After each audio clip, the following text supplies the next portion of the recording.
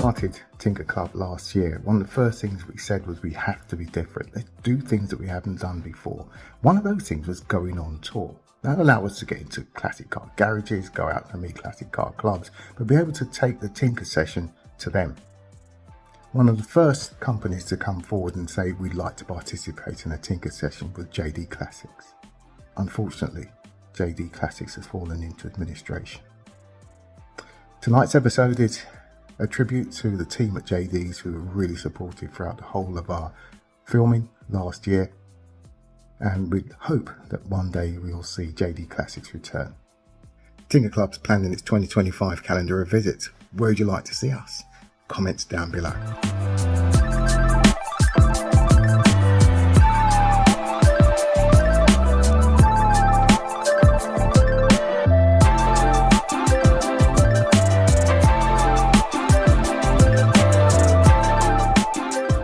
Today we're being hosted by JD Classics. Founded in 1987. Fundamentally, they were restorers of classic cars. And in the latter years, we've moved to a different site in Chelmsford, rebranded back to the original JD Classics name. Once you start walking, it opens up into this wonderful world. It's like space. Willy Wonka's chocolate factory full of cars. Yeah. Look at this.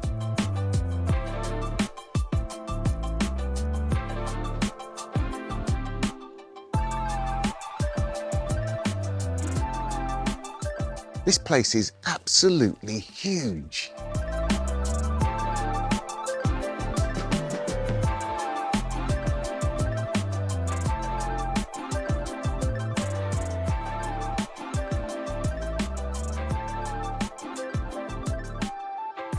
JD sticker on it as well.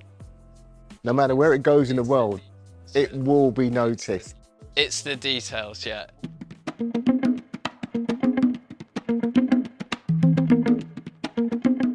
It's the dream workshop to have.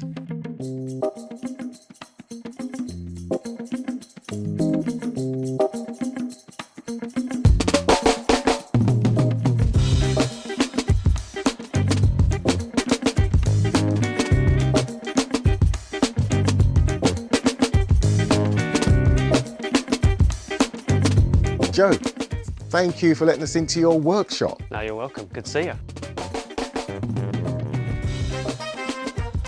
We get our engines in all sorts of states, and basically we build them from the ground up, everything new, bearings, all the tolerances checked and measured and line board, etc. And yeah, we bring them to factory specification or completely modified all the way up to race. And you've rebuilt this? I have, yeah. I built that from the ground up, yep. You're sticking with a dynamo? It's actually a dynamometer. Oh. So the spec was, I want it as original as possible. Yes. Was the original spec, and now we're like, well, maybe you want to coat the exhaust, you know, you don't want it going all rusty after drive it around for a couple of weeks. And there's a few things, you know, you've got electric ignition on there. Yes. You've got a spin-on style oil filter. Yeah. What an engine. I mean, as far as I'm concerned, it's one of the best engines British Leyland ever made. Oh yeah, it's unbreakable. They're a brilliant engine. Bulletproof. You can fix it, you know, on your drive. It was on that era where, you know, people were still doing it themselves, and that's... Yes. It's nice to see it. So this is something I believe you've spoken to Ash about, which has been in storage with us for a while. It's a small sports car. Yes. I think it could make a great project. There's a little bit of work to do, and you know, definitely going to find some electrical gremlins and things like that in there, but it's a nice two-seater sports car. Should you have a look at it? Yes, I'm intrigued. Wow.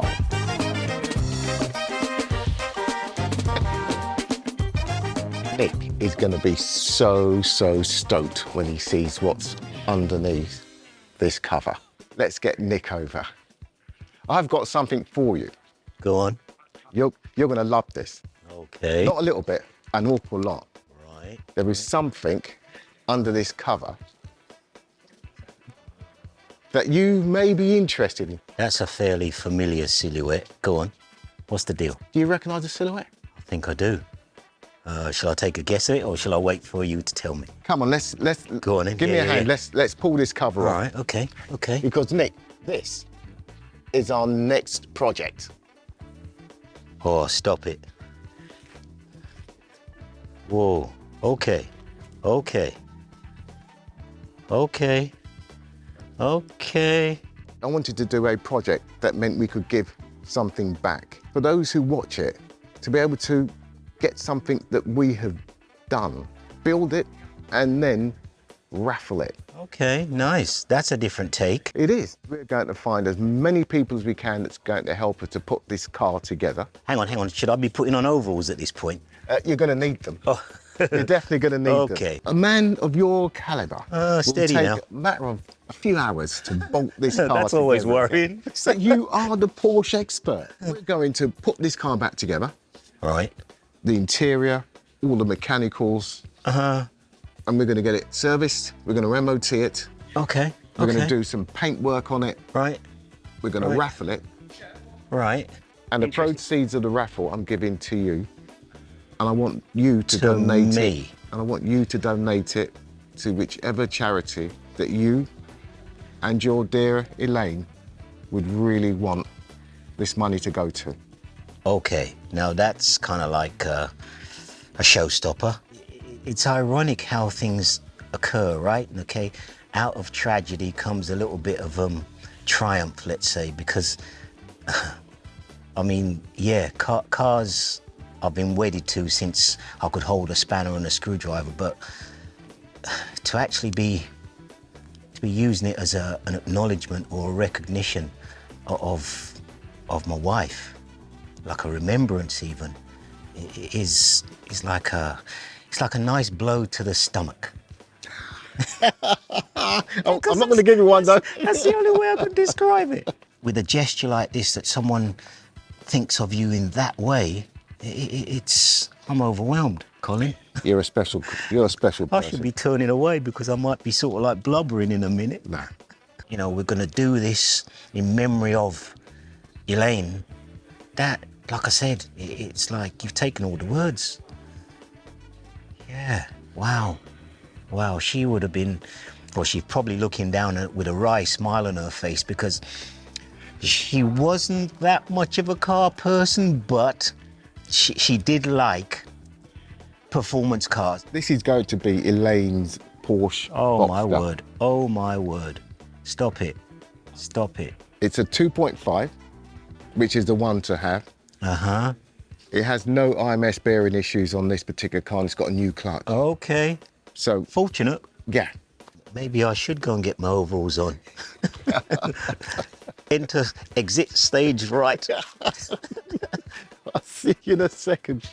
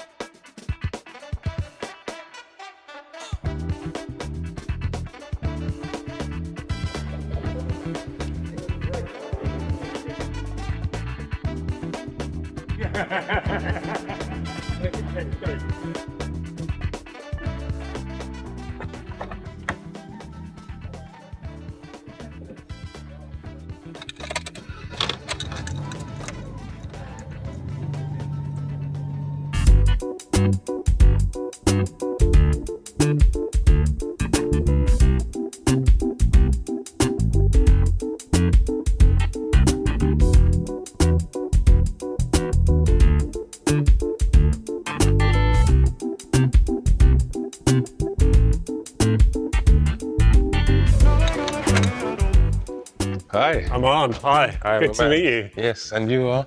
Richard. Richard. Yeah. Hi, Richard. Hi. How you doing? Yeah. Good to see you. These are lovely. These used to be my bread and butter. Really? Yeah. All from the HF Turbo, carbureted ones, injected ones, HF four-wheel drive. Yes. 8-valve Integrale, 8-valve, 16-valve Integrale, Evo 1, Evo 2. Yeah. Yeah. Well, I had an 8-valve, which actually suffered from the similar problem that we're going to get to in a minute. So had this one for 8 years. I've loved it.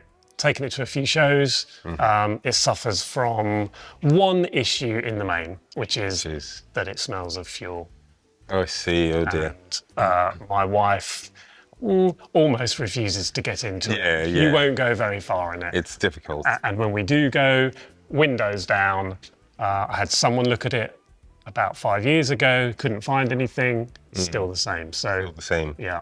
Well, one of the things I will do first probably is to lift the seat and have a look under the seat at the fuel pump cover. Okay.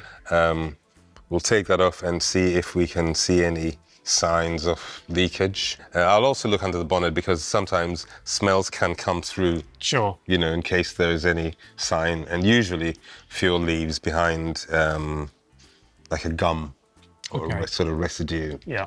Yeah, I'm happy to have a look. Great. Thank you.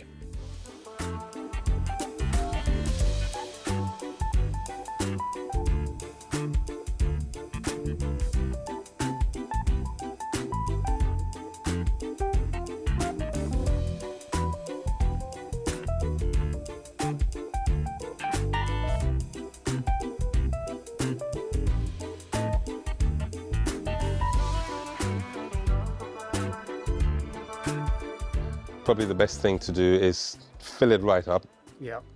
fill the tank, so that if there's a slight leak coming from the top of the of that cap area, you know, obviously we found foam there that looks like petrol has been leaking onto it. Everyone says it really smells of petrol when they put their head in there. If you fill the tank, then any spillage coming out of here is more likely to be seen. Yeah. You know, but as you said, you would go home and give it a really good clean. Yeah. And then also see if you can obtain the sealing rubber that lives in here. Okay, the gasket, yeah. And there'll be a couple of O-rings on the ends of these pipes. Okay. And because the pipes need to be pulled out first, best to have those O-rings handy. Sure. And this is just a simple disconnection here. Yeah. But you can see, if I shine the torch on there, we can really see that the discoloration from the petrol, you know, all this, Yeah. something has seeped definitely, into the it has seeped sound in. deadening and, yes, yeah. it's actually sort of come this way, not gone that way, for Yeah. example, because this all looks clean over here. But And as we said, they've masked it Yeah. underneath the cover. under the cover, you know, So they right clearly right believed there. there was an issue. Yeah. Yeah. They obviously thought there was, you know, a smell or something coming from there. But I think, yeah, that should, hopefully once you've cleaned it and filled it and gone for an enthusiastic drive, you should see something. Something. Yeah. And then you'd be like, aha. Yeah. Okay. And then we can And, go ahead yeah. and replace that. Yeah. I might get that replaced anyway. Yeah. Thank you very much. No problem Thanks, at all. Armand. No problem. Good to meet you. Yeah, nice to meet you. I love these cars. If you want to leave it here for a while, you can. Yeah. Yeah. I'll take the Fiat. Oh, No, maybe not. maybe not.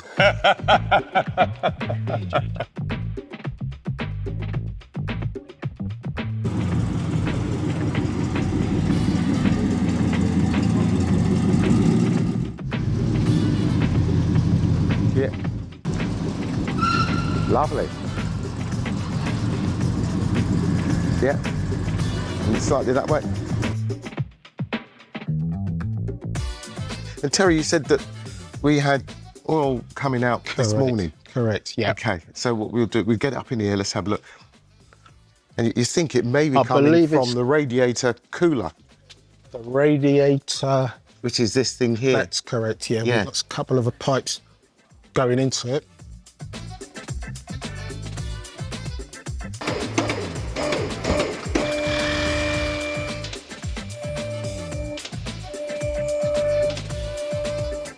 This is the bit where you start to worry.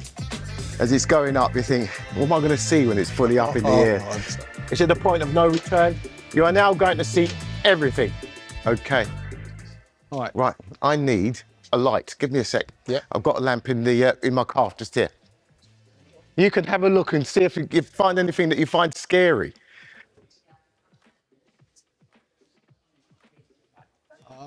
Yeah, look, it's just dripped on my nose. Here it is. So it's just here. Probably need a bit of cloth to wipe that clean. So they fit in a new rack, Yep. and I believe the Wow. problem is around here. Wow. Now it's red. That's coming down from the top. Correct, yeah. So I could trace that. Okay, it's just on this side. Right, okay. Now, do you see where it's red on the bolts? Just there. Yes. Now, that is your power steering fluid. So whatever it is come down from up top. So what there's, oh crikey. It's dripping from here. I could have overfilled it. It's slightly overfilled, This so morning. that's what we've got there. And if you look here, well, I can tell it's been overfilled. Do you see all the dirt that's here? Oh, yeah, yeah. And do you see where it's all clean? Yeah. That's where the overflow has washed away the dirt I that's there. So we know it's overflowed from there. Okay. However, the volume that is here is concerning. Usually after about 4 or 5 days, puddle on the It's floor. a big puddle. Yeah. And the reservoir's empty. See, there are 2 types of oil on here. One's darker than the other. I changed the rack because when you squeeze this, you hear a squelch and all the oil will be Yeah, it was... in there. But now it's... Yeah, the seal's gone. And they often, if they do go, it's this side of the rack that it normally leaks from. And you get this Right. amount of oil around the area. However, when was this rack removed and replaced? Replaced about 6, 8 months ago, And probably. how long have you noticed the oil leaks? The oil leak has been there All the time? all the time. I had slight leaks, but now it's leaking a bit more. It is absolutely everywhere. If you're travelling forward and you've got oil leaking down, Yeah. where would It the should oil go? backwards. Oil should go backwards. So it Correct. should be. So why would we have oil here? Correct. Yeah. Why should we have oil here and it's forward? Right. That would indicate something under pressure is leaking, and it is squirting in this direction, as opposed to going that. So it's squirting here, but it's also being blown back that way. I got you. Yeah. I would think potentially it could be here. This is your gearbox oil cooler pipe. With a lot of them, always keep the window down if you put them on the ramp, in case you need to go in. If the keys are in it, just flick the key and start it. I'm glad you told me that. I would have been ripping the door. Ah, yeah, and then it makes the car do this. It's just when you get back in it and you find the door's a bit difficult to close. Yeah. You think, why is that? That's because the rigidity is right. gone. So the door is giving it that strength like an egg when you push point to point, but not across the I middle. didn't know. So we've got one leak there, but the one over here is coming. You see where it's all red? Yeah. Dripping. Now, I don't know whether or not that is from the overflow this morning, which I think it is. I reckon so. If it isn't, it's coming directly from the power steering pump, which Right. sits above. Aha! Aha! Found it? Yeah, power steering pump. It's either the pump or the pipe. Come over here, see if you can have a look. You look up through that gap. Can you see it? That's the one. Can you see it? Yeah. That's it. Actually, this one, I wish I had more time. Would have probably been able to do a little bit more on the repair side, but it is what it is. It's coming with a significant leak, not knowing where it's coming from, but it could have been power steering. It could have been transmission cooler. But in the end, it looks as though it's a power steering pump. It's had a repair to the pump, probably in the last year or so. So it had a leak somewhere near the top of the pump. Somebody has put a resin on it to try and quell the leak, which they've managed to do, but it's now back with a vengeance. And there's quite a lot of power steering fluid that's spread over quite a large area. What didn't help was that the owner of the vehicle topped up the power steering this morning and had a slight mishap. So we had oil upon oil. And so we'll get a new power steering pump and you'll get a new transmission cooler.